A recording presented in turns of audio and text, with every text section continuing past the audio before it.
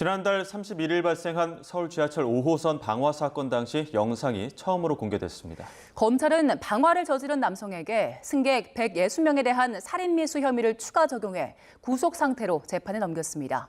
표정우 기자의 보도입니다. 운행 중인 열차 안에서 흰 모자를 쓴 남성이 가방에서 휘발유를 꺼냅니다. 이리저리 휘발유를 쏟아내는 사이 승객들이 혼비백산 몸을 피합니다. 한 임신부는 벗겨진 신발을 두고 급히 옆 칸으로 벗어납니다. 그러는 사이 이 남성은 휘발유에 불을 댕깁니다. 불길은 순식간에 객실 전체로 번집니다.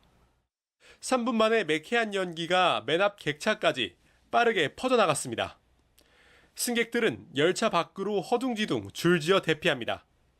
지난달 31일 60대 원모 씨가 서울 지하철 5호선 열차에 불을 지르는 장면이 검찰을 통해 공개됐습니다. 당시 20여 명이 병원으로 이송됐고 120명 넘는 사람이 응급처치를 받았습니다. 경찰로부터 사건을 넘겨받은 검찰은 승객 481명 가운데 인적사항이 파악된 승객 160명에 대한 살인미수 혐의를 추가해 재판에 넘겼습니다. 검찰은 방화범이 대규모 인명피해가 발생할 수 있다는 점을 알고도 범행을 저질렀고 진술을 종합할 때 살인의 의도도 객관적으로 확인된다고 설명했습니다. 특히 불특정 다수의 승객이 이용하는 지하철에 불을 낸 것은 테러에 준하는 살상 행위로 대피가 늦었다면 인명피해가 발생할 가능성이 매우 높았다고 강조했습니다.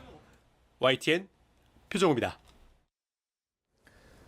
서울 지하철 5호선 방화범은 이혼 소송에서 불리한 결과가 나오자 피해망상적 사고에 빠져 범행을 저지른 것으로 조사됐습니다. 검찰은 불에 잘 타지 않는 내부 자재와 성숙한 시민의식 덕분에 참사를 막을 수 있었다면서도 1인 기관사 제도로는 대응에 한계가 있었다며 문제로 꼽았습니다. 양동훈 기자의 보도입니다. 대검찰청 통합 심리분석 결과 서울 지하철 5호선 방화범 원모 씨는 이분법적이고 자기중심적인 사고를 가진 것으로 드러났습니다. 이혼 소송에서 불리한 결과가 나오자 모욕감을 느끼고 피해망상적 사고에 빠져 범행을 저지른 것으로 분석됐습니다. 이혼 소송 관련해서 불만이 있었다는데 그거 공로 나가시려던 거 맞아요? 네, 맞아요. 원 씨는 보험과 펀드를 해지해 받은 돈을 친족에게 송금하는 등 사전에 범행을 준비했습니다. 주유소에서 미리 휘발유를 구매했고 범행 전날에는 지하철 1, 2, 4호선을 타고 주요 역들을 답사한 것으로 확인됐습니다.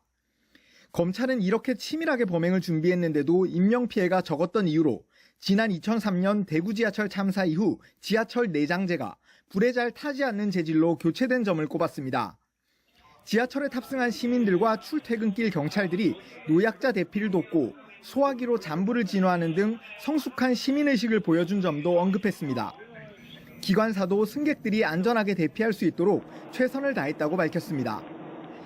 다만 검찰은 혼자 운행하는 기관사가 열차 관리와 승객 문의 대응, 상황 보고 등을 모두 감당하기에는 현실적 어려움이 있었다며 보완책 마련을 당부했습니다.